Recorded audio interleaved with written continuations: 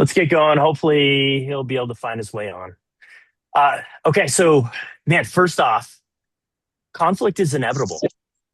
If you guys have been in any sort of a relationship for a period of time, you have probably noticed that there will be times where you guys disagree, and that goes for romantic relationships and even other relationships with family and friends, or even coworkers. There will be conflict. Now, interestingly, Genesis 3:16. So Genesis chapter 1, God creates the world and all the stuff, right? And then chapter 2, he creates man and woman. Chapter 3 is the fall, right? It doesn't take very long for things to start to fall apart. And hold on. Getting a little bit of background. If you guys don't mind, just go ahead and mute so we don't have too much background. So yeah, it doesn't take too long for things to kind of fall apart, right? This is from the NLT version. The other ones are a little bit slightly different, but uh, this is interesting how this one's translated. This is part of the fall, right? And God's talking about here's the repercussions of partaking of the fruit. And so he says to Eve, and you will desire to control your husband, but he will rule over you. So from like that beginning, there's this contention between man and woman. And you may have seen some of that, right? But like even without that, she's a woman, you're a man. You guys are going to think differently, right? Women tend to think with their emotions. Men tend to think with logic, right? And they're like entirely different languages. We're all sinful people, and we're going to have our own selfish desires. And so that's going to show up in the way that we communicate. That's going to show up in conflict because we're going to want what we want, and they're going to want what they want. And those don't always come together in the same way. We have different backgrounds, different views of what the future should look like. And we are not always going to see eye to eye. On top of that, today's feminist culture only complicates it further, right? This idea that we don't need men, right? We could do it all on our own, right? I don't need some man controlling me, or like there's this competition almost that is created, and that adds some complexity on top of that. So conflict is inevitable; it will happen. That's not the problem. Now, conflict should be addressed. So if you look at Romans 12:18, it says, "If possible, so far as it depends on you, live peaceably with all." Now, what's interesting about this one is it's got a bunch of caveats, right? Like, if possible, which indicates sometimes it's not. You should try, but sometimes it's not. And then, so far as it depends on you, like, do everything within your control, but some things you just don't have control over. But the command here is to live peaceably with all. So we're supposed to try as much as we can to live peaceably. Now, how you handle, so remember in the earlier one, I said conflict is inevitable. It will happen. How you handle that conflict will determine if it drives you apart or if it brings you together. Now, peacekeeper avoids the conflict to keep the peace, while a peacemaker approaches the conflict to make peace out of the conflict. And I had this confused for a really long time. My background, my childhood, conflict was a scary thing, something to be avoided at all costs. I carried that on into my relationship. And so I became a peacekeeper, which I thought peacekeeper and peacemaker were the same thing. They're not. But I just avoided the conflict. I wouldn't bring it up. And if she brought it up, I tried to, redirect. I tried to defend. I tried to do anything I could to get out of that conflict because it was really, really uncomfortable for me. And I thought I was kind of doing the right thing, right? Because conflict's not good.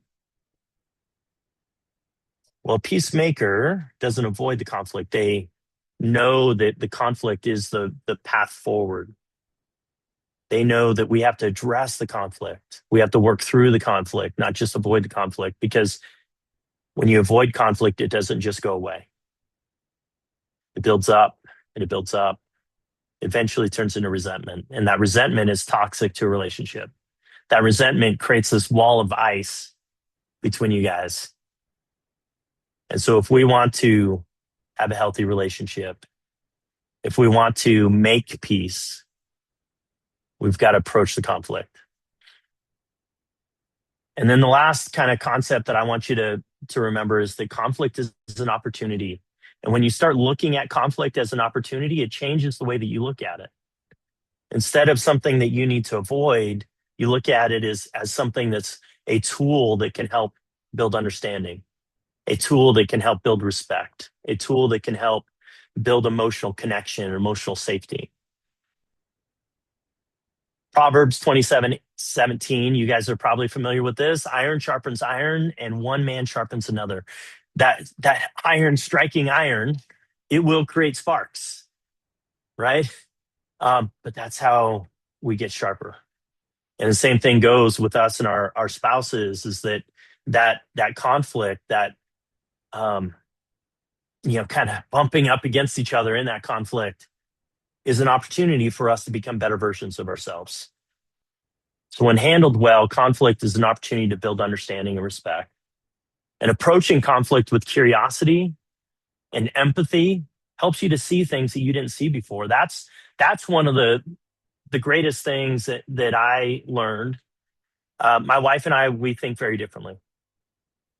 She's always looking out at the future and looking out at like I would call her a pessimist. She would say that she's a realist, which is what most pessimists say, right? She's just looking at reality, but she's always looking at the things that could go wrong. And I used to take her feedback, right? When I had this great idea, because I'm an optimist and I only think about all the great things that could happen. And I'd go to her with all these great ideas, and I felt like she was just shooting me down because she's like, Nick, that'll never work. What about this? What about that? What about this other thing? And I would just feel crushed. What I learned is that she could see things that I didn't see. And maybe her approach wasn't always great. But when we combine the two, where I had this great idea where she didn't really see opportunities, she didn't really see the optimistic side. Where I had this great idea, she could see where things could go wrong. And if I incorporated that into the plan, we could avoid some of those pitfalls. And so once I stopped taking it personally, once I stopped being defensive about it, I could actually take that as feedback that could help us to move forward. Right. And again, I think a lot of times God brings two people together that see the world differently, because if we if we were both optimists, man, we would be failing all the time because we would be missing all the pitfalls and we'd fall straight into them, right? If we were both pessimists, we'd never do anything because we'd always be worried about all the failure points, right? But the combination of us together creates this complementary strengths. We've just had to learn how to approach it well and how to use it as positive feedback instead of taking it personally and in negative ways. And then finally, under conflict is an opportunity, working through disagreements in a constructive way builds emotional safety and connection. This is really, really important. For a long time, because I was avoiding conflict and because I was invalidating my wife unintentionally, it left her feeling disconnected. It left her feeling alone. And I was confused because she's like, Nick, I feel all alone. And I'm like, what do you mean you feel alone? I'm right here. She felt all alone because we weren't connecting on that emotional level. She felt alone on the emotional side. And as a man, like I just didn't understand that. Didn't make sense to me. This helps build that emotional safety and emotional connection. We need that, but they need it almost as much as they need oxygen. All right, any questions on those three items before we really start diving in here?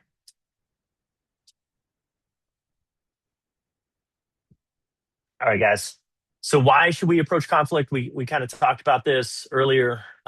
Here's another angle on it. Matthew 5:23 through 24 says, so if you're offering your gift at the altar And there, remember that your brother has something against you. Leave your gift there before the altar and go. First, be reconciled to your brother, and then come and offer your gift. Now, I want to replace brother with your wife, because most of you guys are here because you want to learn how to resolve conflict with your wives. Um, what this is saying is that reconciliation is really important, right? And this is talking about like the Jewish ritual of leaving gifts at the altar, which was really important religious ceremony. This is saying like even more important than that is being reconciled with others. And so if there's conflict between you guys, it's really important for you guys to work through that. I'll add here, I don't think I've got this in the document. I'll add here that as men, the Bible says that we are head. We are the leaders. And it's going to be your responsibility to lead the reconciliation, to lead through the conflict. And again, avoiding conflict is not going to make it go away. Over time, that unresolved conflict will build up and turn into resentment. I thought it would just go away with time. And I didn't understand why we kept having the same arguments over and over. I was like, can't we just get over this and move forward? Why do we have to keep arguing about the same things over and over and over? It's because I was avoiding the conflict. I wasn't resolving the conflict. And the sooner the conflict is addressed, the easier it will be to address it. Because again, if you let it fester over time, it just grows and becomes bigger. And that resentment becomes really hard to work through. And so if you can address it earlier on, as soon as you notice that there's some conflict going on there, it's a lot easier to address at that point. All right, so how can we be a peacemaker? I've got 4 steps for you guys.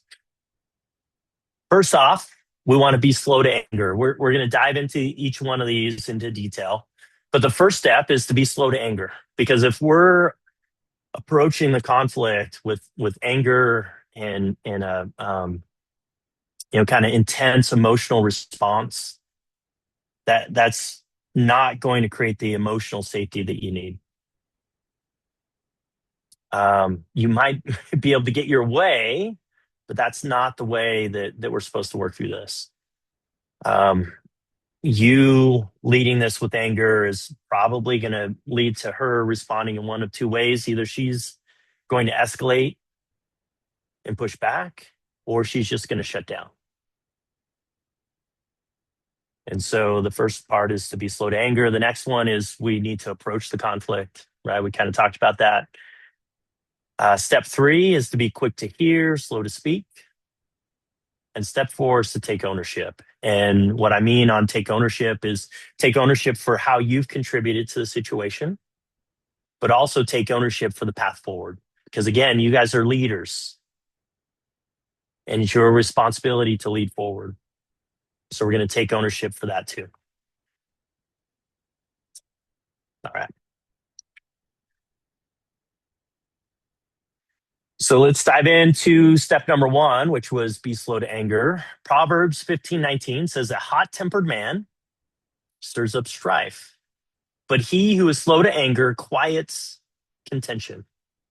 Right? So if you're hot-tempered and you're angry, it's just going to make things worse. If you're slow to anger, it helps quiet that contention. Maintaining emotional control is critical for building emotional safety and healthy communication. Again, if you're responding out of anger, she's either going to escalate the conversation or she's going to shut down. And neither one of those things are going to be good for you guys. Charles, you got a question? Yeah, just real quick. What Bible verse was that again? I know it's Proverbs Yeah, 15:19. 15:19. Okay, thank you. You're welcome. And I'll be sending this document out to you guys, so you'll have that for reference as well. But yeah, good question.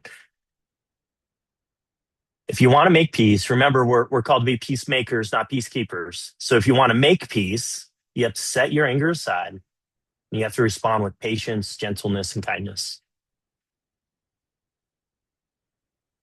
Uh, one of the I really like this kind of story here. It's the tale of two wolves. It's actually an old Cherokee Indian legend. And the way it goes is it says that inside of you are two wolves fighting. There's an evil wolf, which is full of anger, envy, sorrow, regret, greed, guilt, lies, superiority, and ego. And then there's a good wolf, which is full of joy, peace, love, hope, humility, kindness, empathy, generosity, truth, compassion, and faith. Has anybody noticed that like sometimes that evil wolf comes out and sometimes the good wolf comes out? Yeah. And of course, we want to move towards that good wolf, but sometimes that evil wolf takes over. So the one that wins is the one that you feed. We feed that evil wolf by focusing on our own selfish desires. We feed it by ruminating on those negative thoughts. The Bible tells us to take our thoughts captive, right? The Bible tells us to become renewed in mind. It's this active process of starving that evil wolf and feeding the good wolf. We feed that good wolf by focusing on bringing glory to God, by choosing humility, empathy, and curiosity. And I can guarantee you guys, if both of you focus on bringing glory to God and just doing whatever it takes to try to glorify Him, you guys are going to be able to work through anything. So we want to make sure we're feeding that good wolf. That's going to help. This part is about controlling that anger. It's going to help you to keep that settled down so you can approach it with humility, empathy, and curiosity. So here are some suggestions. Again, in our course, we have a much more in-depth process for this. But taking a few deep breaths, breathing is one of the best ways that we have to reset our nervous system, to be able to calm ourselves down. So like if you know you're going into a contentious situation, taking a few deep breaths, saying a quick prayer can be helpful. Even in the moment, just pausing to take a breath. Slow down that response a little bit. Sometimes you got to step away and go for a walk. Remind yourself that conflict is an opportunity. This was something that was helpful for me when I just wanted to avoid the conflict and run away from it. In order to stay in it and keep my emotions under control, I would remind myself this is an opportunity. Focusing on humility, curiosity, and empathy, and then feeding your spirit or feeding that good wolf with daily prayer, scripture study, and worship. Now, a lot of this stuff is stuff that you do on a regular basis to feed that good wolf. And some of this is stuff like breathing, stepping away for a moment, is stuff that you can do in the moment. Okay, so that's step one. We want to be slow to anger. Step two is that we want to approach the conflict. So Matthew 5:9 says, "Blessed are the peacemakers, for they shall be called sons of God." And the only way to make peace out of conflict is you've got to approach it. You cannot avoid it. Avoiding conflict will not make it go away. One of the first things you want to do in approaching the conflict, though, is you want to check your intentions. Why are you approaching the conflict? Because if you're approaching the conflict to make a point or to get your way, it's not going to go very well. But if you're approaching that conflict to resolve the issue and to repair the relationship, that's going to put you into the right mind frame to actually be able to work through this. And then your approach matters a ton too, right? How you approach the conflict. If you approach it with blame and defensiveness, that's not going to go very well, right? If you come in guns blazing and you always, you never, it's not going to help. but humility, empathy, and curiosity help to lower her guard. Yeah, we're going to get into some more specifics of how, like, I've got a step-by-step framework. We'll talk about that in a minute, but um, that humility, empathy, and curiosity is really, really important for this. Step 3 is to be quick to hear and slow to speak. James 1:19 says, "Know this, my beloved brothers, let every person be quick to hear, slow to speak." As I said earlier, she needs to feel seen, heard, and understood before she's going to be ready to hear and understand you. And as men, we tend to defend ourselves or we jump straight to the solution, right? We just want to fix problems. We don't want to talk about it. We don't want to talk about how we feel about it. Like, let's just fix it, get over it, move on. And it just doesn't work that way, guys. When we try to do that, it leaves our spouse feeling like we're not listening. It diminishes that emotional safety. And you know that the emotional safety is gone if she's disconnecting and she's not coming to you to talk to you anymore. If she's really short in her answers, that means she just doesn't feel comfortable talking to you about these things. She doesn't feel safe talking to you about these things. And it's not necessarily a physical safety thing, it's an emotional safety thing. In order to build that emotional safety and that emotional connection, we have to help them to feel seen, heard, and understood. So, how do we do that? Well, one of the ways we do that is by asking questions to build and check understanding. And by the way, is when you start to ask questions and you start to focus on listening, that helps you to be less defensive. So questions like, "I'm not quite understanding what you mean. Can you help me to understand that better?" Or checking for understanding by saying something like, "Sounds like when I leave my dirty clothes on the floor, you feel like I don't appreciate you. Is that right?" Because guys, it's almost never about the thing, right? The clothes on the floor. There's something deeper behind it. And so checking that understanding when you think you've got it right, that helps them to feel, then they can go, no, no, that's not quite it. Or they can say, yeah, that's exactly how I feel. That's going to build that emotional connection for them. Next, we want to acknowledge and validate her emotions to help her to feel seen, heard, and understood.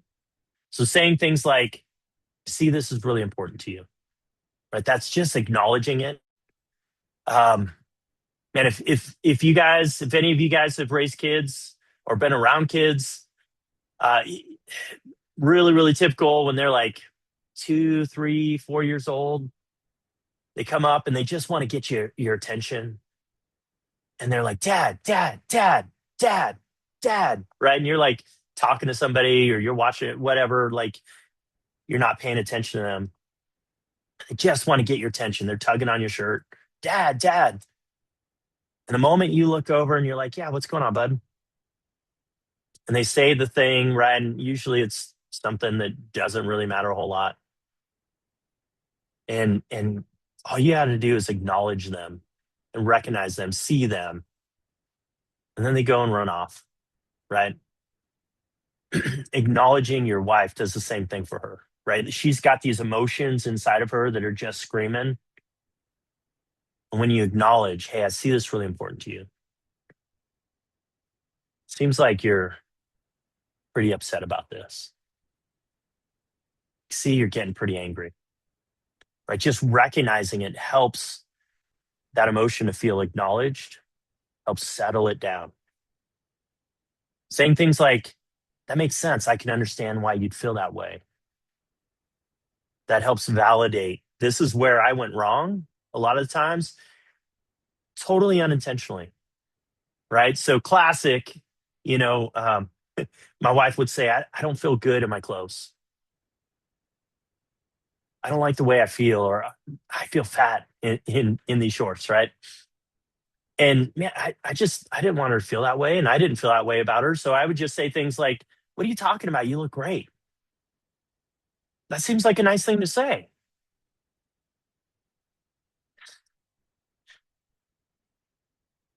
And it made her feel like totally invalidated in how she felt. Really important is that validation doesn't necessarily mean that you agree. It just means that you understand why they feel that way. Or your clothes are feeling a little tight. Probably feels a little uncomfortable.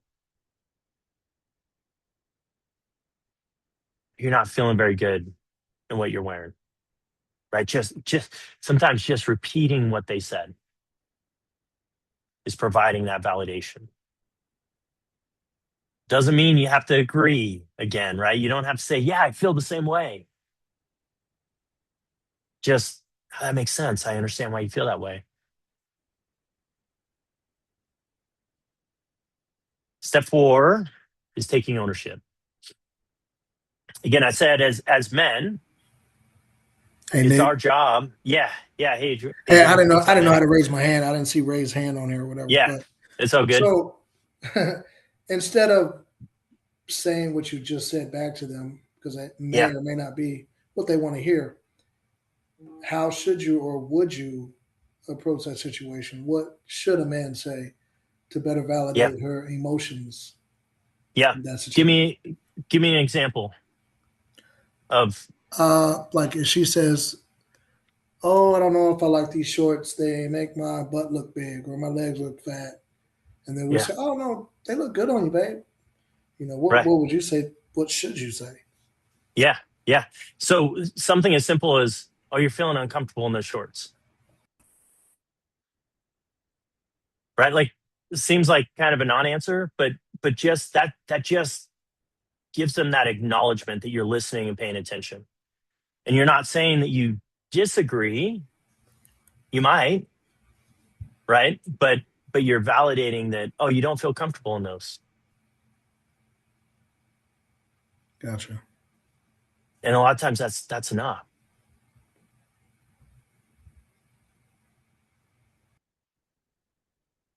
Yeah, good question, Adrian. And that's a sticky one. I'll tell you that because there's no perfect answer to it, right? Like, oh, you don't look fat, you look great. That's invalidating. It's not really the answer they're looking for, right?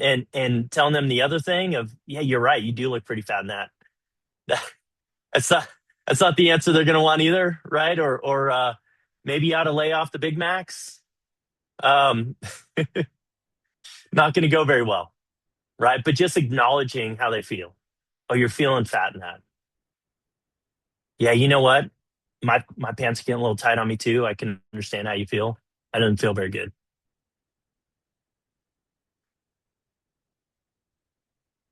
Our last step is to take ownership. As men, it is our role to be the head, to be the leader. And so we need to take ownership of how we've contributed. Not all, I'm going to tell you right now, wherever you guys are in your relationships, it's not 100% your fault. Like relationships are co-created. I haven't seen any case where it was 100%. Yeah, you know, sometimes we make some really big mistakes, right? But we're all human, and so because we're all human, we all make mistakes. We do, they do, right? We all fall short at times, and so it's not all your fault, but it is your responsibility to lead forward. Matthew 7:3-5 says, "Why do you see the speck that is in your brother's eye, but do not notice the log that is in your own eye? Or how can you say to your brother, 'Let me take the speck out of your eye,' when there's a log in your own eye? You hypocrite. First, take the log out of your own eye, and then you will see clearly to take the speck out of your brother's eye." And I'll tell you, a lot of times, the guys that I'm working with, they're like, wait a second, what about her? Yeah, I know I've got some things to work on, but what about her? And I get that. What this verse says is first focus on you. But interestingly, is towards the end there, it says, and then you will see clearly to take the speck out of your brother's eye. Once you've worked on yourself and you've done what you can, you'll be in a much better position to help them with their side. And from their point of view, once they've seen you making some progress, once they've seen you making some changes, once they've seen you showing up in the conversation in better ways, they'll be in a better position to hear your side. They'll be in a better position to take that feedback and to see the log that's in their own eye. But a lot of times, again, like right or wrong, it doesn't really matter. As men, we're to lead this. But a lot of times, the guys that I'm working with, the wives are pointing the finger and saying it's 100% your problem. It's 100% your fault. If you could just get your act together, everything would be fine. And that's just not the case. But they have a hard time seeing it until they've seen you making some progress. We often defend ourselves and our actions and point the blame at them. It's a lot easier to blame somebody else. It's a lot easier to see the flaws in other people than it is to see the flaws in ourselves. This isn't about blaming yourself. It's about taking ownership. And there's a big difference there between saying, I'm the problem, it's all my fault. There's a big difference between that and saying, hey, it's my responsibility to figure this out.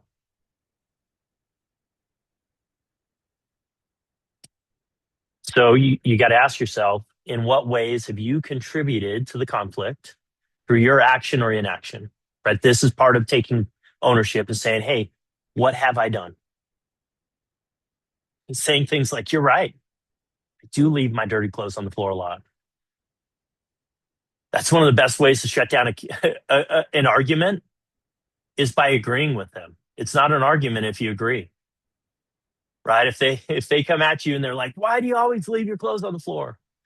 Why can't you just fold your towel the right way?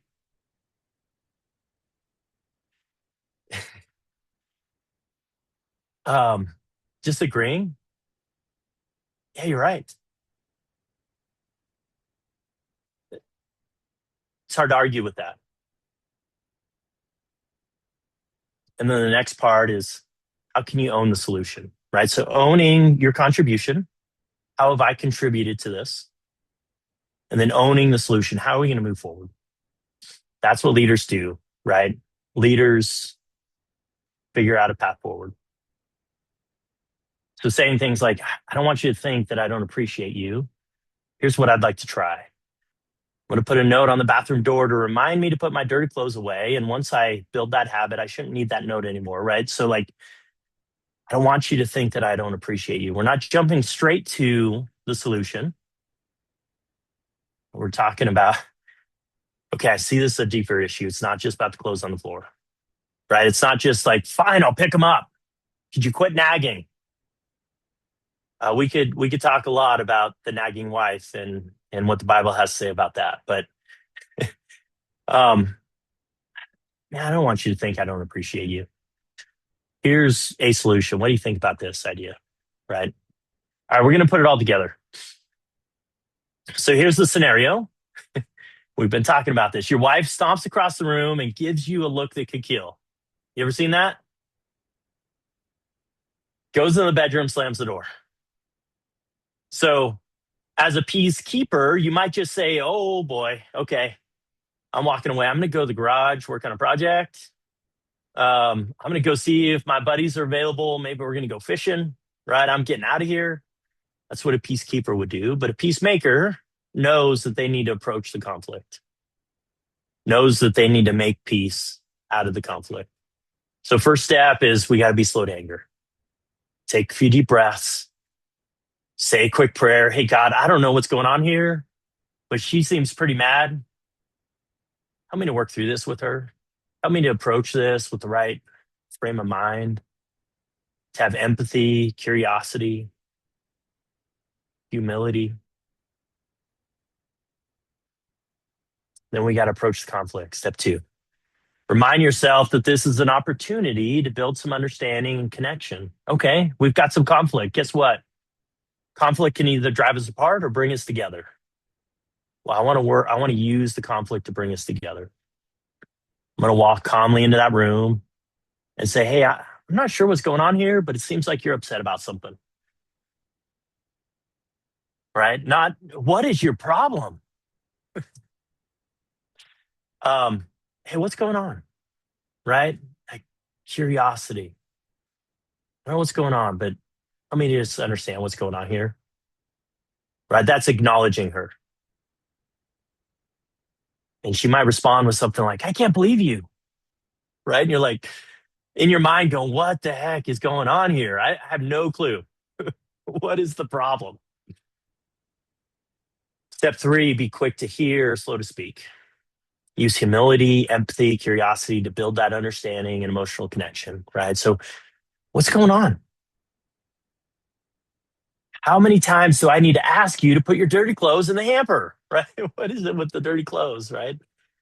Um, oh gosh, I left my clothes on the floor again. Yes, we just talked about that last night. You're right. We did talk about that last night. I can understand why you'd be frustrated, right? It's not defending.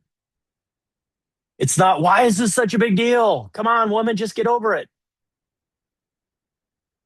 Yeah, you're right. We did talk about that. Man, I see why that's frustrating, right? It'd be frustrating to me if I kept asking you to do something and you kept ignoring it. It'd be pretty annoying. You might say something like, I'm not just frustrated. It feels like you don't appreciate me. Because guys, like there's almost always something underneath the frustration. It's almost always something underneath the thing that they're complaining about, the thing that they're, annoyed about. There's something deeper than that for them. It feels like you don't appreciate me and all that I do around here. It feels like you're just another kid to pick up after. That's the last thing I need. I don't need another kid.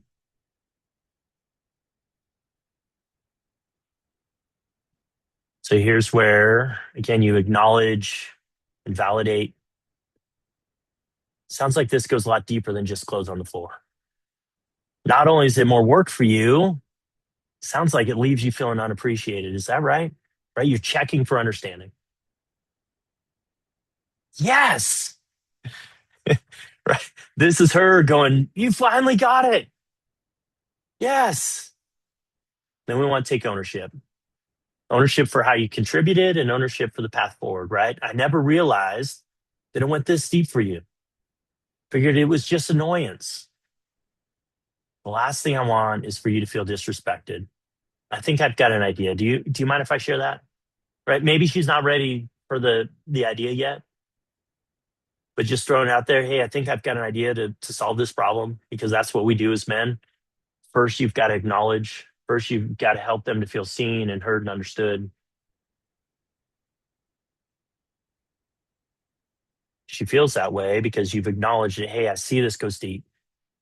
See that you feel unappreciated. And I don't blame you for feeling that way.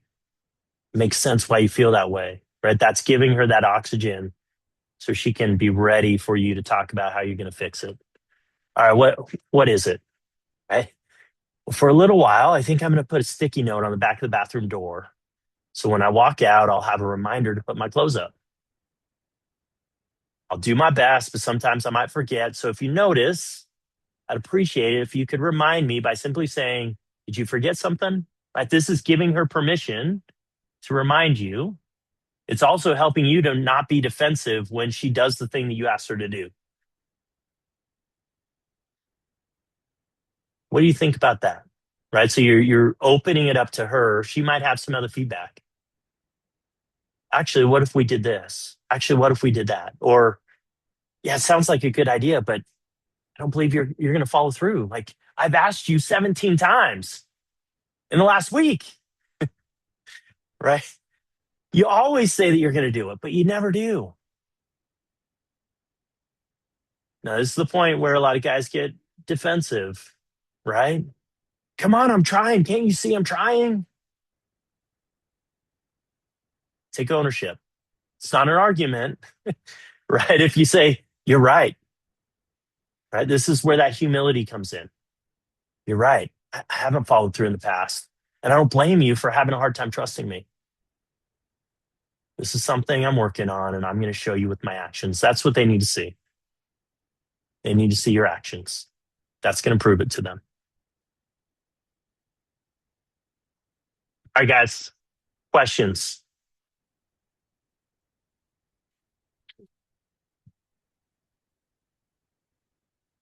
Okay, who thinks this is just absolutely ridiculous and will never work?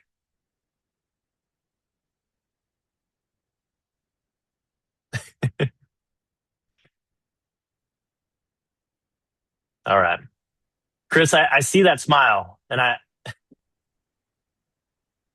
this could be challenging, right? Very. Yeah. And part of that is man, sometimes um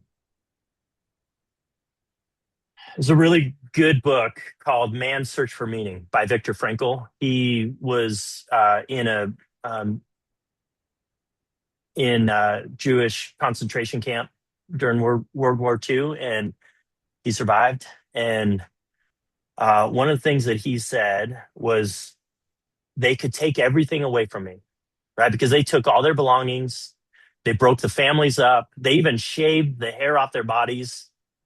They took their names away and gave them numbers, right? Like they took everything that they could take away from them. They took away their dignity. He said they could take everything away from me. The one thing they could not take away from me is my ability to choose my response. It can be really, really hard to choose your response because we have these automatic responses built in our childhood, how we grew up, how we were raised, our experiences with earlier relationships.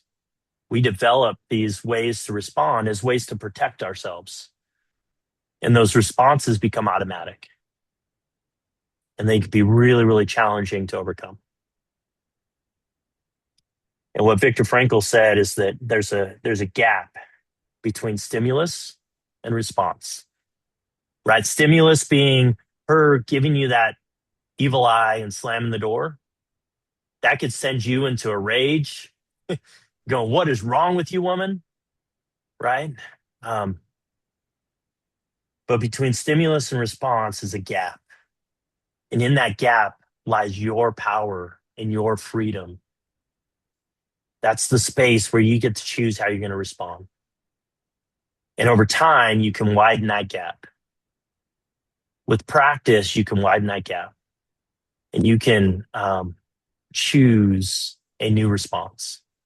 And every time you choose that new response, it reinforces that response until that response becomes your automatic response. But it takes time and it takes practice.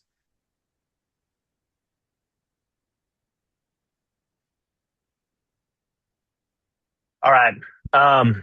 Man, I can't believe it's almost been an hour. It's engaging them,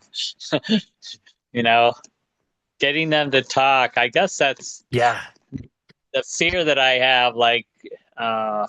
I know with my mom, I had a lot of conflicts. I mean, my mom just had a lot of anger and she got some outside help and was hospitalized. But I carried that, and it's just being able to step up and try to talk to, the women in my life and engage them. Okay, Yeah. not say, why are they upset? I do all this stuff, but get them to talk about their frustration, their feeling. Yeah. And, that's one of the things I failed. I didn't know that. I see that they're angry and I'm just like, well, I can't be angry, instead of it's okay for them to be frustrated and raise their voice as long as they're not yelling or being derogatory. Then I could just shift it. Okay, tell me how you feel, or engage them. Engage them. I work with machinery. I want to engage the machinery. I want to work with the machinery, not work against it. If there's a problem, get it working. Solve the problem, but engage. And I needed to do that with my women. Get them to talk. And try to meet them, like you were saying. The suggestions. Seems like what do I see? Seems like you're upset at me. Do you want to talk about it? I want to hear what you have to say. Let's sit down and let's talk about this. Or let's make a cup of tea and we'll sit down, we'll talk about it. And I guess I never knew that's just to engage them and encourage them to talk about how they feel. Yeah, really good point, Paul. And it brings up another thought that I just had, is that you're not just dealing with your own hesitations to avoid conflict or to respond in a certain way. You're dealing with them and their past experiences too, right? And so if they have past experiences that say it's not safe to be in conflict, if they have past experiences that say that if they don't step up and yell, they're not going to be heard, right? Those past experiences affect the way that they show up in the conversation too. And so having some empathy towards that and understanding that it's not always just about you. There's almost always something else going on beneath the surface. And acknowledging that is important. My first wife, the mother of my kids, she had a degenerative disease. It's like MS, but it's very slow moving. So she was talking about she would complain and her parents wouldn't listen to her, that she was kind of awkward because it starts in the extremities. And I don't know, I was just totally clueless. We're both in our 70s now, but when I've gone up to help her out and take her shopping, I mean, she's talked about that. And it's just like, oh, I can't change the past if I'd only done it, but I can do it now. When I go up once a month or whatever, I can get her to talk about that, what it felt like, and encourage her and just tell her that I care. I couldn't say that before, but I can do it today. I can't do anything about the past. I have to go on. Yeah, you're absolutely right. You can't go back and change the past. All we can do is choose a new path forward. Yeah. Another thing, Paul, I know you've been working on your car lately. I think you did some brakes recently. I just had to do the brakes on our car. Actually, I won't get too deep into it, but when your car breaks down, like, do you take that personally? Like, why do you always let me down? Why can't you just behave? Right? Like, no, we're like, hey, the car's broken down. What's going on? How can we fix it? And one of the first things you start with is the diagnosis, right? Like, hey, I hear that the brakes are squeaking. What's going on there? Right? Do I just have a rock stuck in the brake pad? Or are my brakes getting low and I need to replace them? Right? The transmission is slipping. What's going on? Am I just low on fluid? Or is the transmission going out? Right? We go into diagnostics. And we can do the same things with our wives. Is, okay, there's something going on here. There's some concern. There's some, frustration. There's contention. What's going on here? Let's diagnose. What's going on? I see you're upset. What's going on? Right? I see you're not starting. Is it the battery? Is it the starter? Right? I mean, they're not inanimate objects, but in those cases, like, we start with the diagnostics, right? We don't want to just jump to the solution. Oh, the car's not working. Okay, let's throw a new engine in. Well, man, maybe that's not the problem. Maybe you just need a new battery. And so we need to take that first step, that understanding step. Let me understand what's going on. Then I can come up with a better solution, and you'll be in a better place for that solution too. All right, guys. Hey, I really appreciate you joining us tonight. Appreciate all you guys who are looking to just become better men, looking to become better husbands, looking to become better fathers. Give you a ton of credit for jumping on this with us tonight. I wanted to end with a couple of things. Again, I'm going to go ahead and send this out to you guys. So you'll have a recording. You can rewatch that if you want. But also you're going to have this PDF document for reference. So you can remind yourself how to do this. Practice, practice, practice. Every time you practice this new way of doing it, you'll get closer to it becoming the automatic way. We've got a course. It's called the Unwavering Husband. It walks you through this process. Step 2 in our 3-step process is all about communication. So it talks about how to handle conflict. It also talks about forgiveness and reconciliation and all kinds of stuff related to communication. Step 1 is all about becoming a better version of yourself, removing those barriers between you and God, removing those barriers between you and that man that God created you to be. And step 3 is all about building a relationship that's going to last, loving each other really well, really well. So the Unwavering Husband, it's a 12-week course. You can walk you through those 3 steps. And then I've got a video. I'm going to send an email. It's going to have all the details in there. But I've got a video. It's a half an hour long that walks you through all those 3 steps. Also talks a little bit about our support options. But if you guys are really serious about turning things around, building a relationship to last, I'd love to work with you guys on a deeper level. Charles, I see you got your hand up. Yeah, just real quick. Yeah. Just real quick. On top of your course and everything, I Yeah. actually found this on TikTok.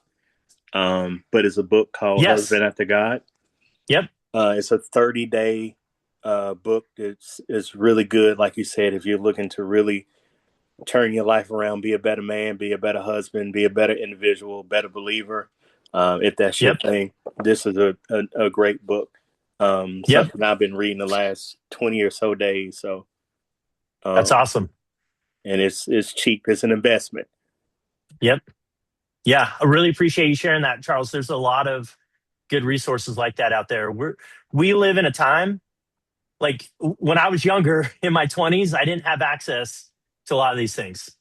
My wife and I, we've been married for 28 years now. And man, with the internet and with a lot of other books and videos and all kinds of different resources out there, we have a lot more at our fingertips to help us to become better versions of ourselves. So thank you for sharing that, Charles. Appreciate it. All right. Anybody else before we jump off? All right. Do we know who the Adrian. author was? Do we know who the author was on the book, Husband After God? Yeah. What is that, Charles? Yeah, the author is Aaron and Jennifer Smith. Hey, Aaron. Yeah, 2 A's, Aaron, and Jennifer Smith. And just one last quick plug. This is another good one as well. Disciplines of a Godly Man by R. Kent Hughes. It's a lot longer, but it's worth the read.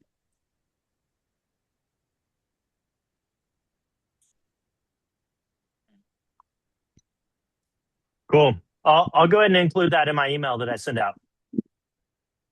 Thanks for sharing that, Charles. All right, guys. It's the whole thing. Engage. Reach out, engage, get talk. That's where I've massively failed in my 2 marriages. Yep. And Paul, it's never too late to learn. That's right. Yeah. If you could go back, you would. But it's all about today and forward, right? All right, guys. Thanks again for joining. God bless. And feel free to reach out. You've got my contact information. You got my phone number. I've been reaching out over text. You've got my email. Feel free to reach out if there's anything else we can do to help you out. Good stuff, Nick. Thank you. All right. Yep. Good to see you, Chris. Appreciate you. Thank you. You got it. All Have a right, good all evening, right. guys. Have a All right, good night. God bless.